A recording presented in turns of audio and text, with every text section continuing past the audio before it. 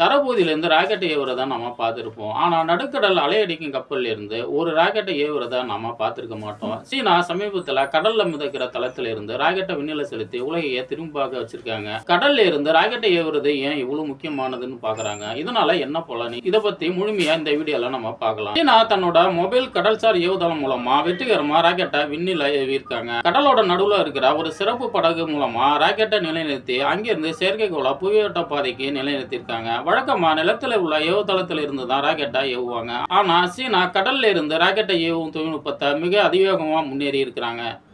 நிலத்துல எவ்வளவு ஏவுதளங்கள் இருக்கிறப்ப ஏன் கடல்ல போயிட்டு ராக்கெட்டை ஏவணும்னு உங்களுக்கு தோணலாம். அதாவது பூமி சுழலும் வேகத்தை பயன்படுத்தி ராக்கெட்டை ஏவினா எரிபொருள் மிச்சமாகும். பூமத்திய ரேகைக்கு அருகில பூமி வேக சுழற்சி அதிகமா இருக்கும்.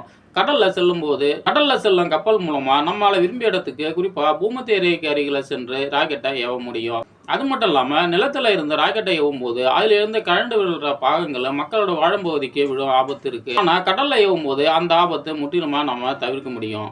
குறிப்பிட்ட சுற்றுப்பாதையில செயற்கைக்கோளை செலுத்த நிலத்துல உள்ள ஏவுதளம் தயாராக இல்லைன்னா கப்பலை சரியான கோலத்துல நகர்த்தி உடனே ஏவ முடியும். இதெல்லாம் கேட்கறதுக்கு சாதாரணமா இருந்தாலும் கடல்ல இருந்து ராக்கெட்டை ஏவுறது சாதாரண விஷயம் இல்ல. கடலோட அலைகளால கப்பல் அசைந்து கொண்டே இருக்கும். அந்த நிலையற்ற தன்மையிலையும் ராக்கெட்டை துல்லியமான கோணத்துல கிளம்பணும். அது மட்டும் இல்லாம உப்பு நீர் ராக்கெட் பாகங்களை சேதப்படுத்தாம பாதுகாக்கணும். சீனா இந்த சவால்களை தாண்டி வணிக ரீதியான செயற்கைக்கோள் ஏவுறதுக்கு இந்த கடல் தளங்களை அதிக அளவு பயன்படுத்த திட்டமிட்டு இருக்காங்க. இதன் மூலமா குறைந்த செலவுல வேகமான முறையில செயற்கைக்கோளை விண்ணில செலுத்த முடியும்.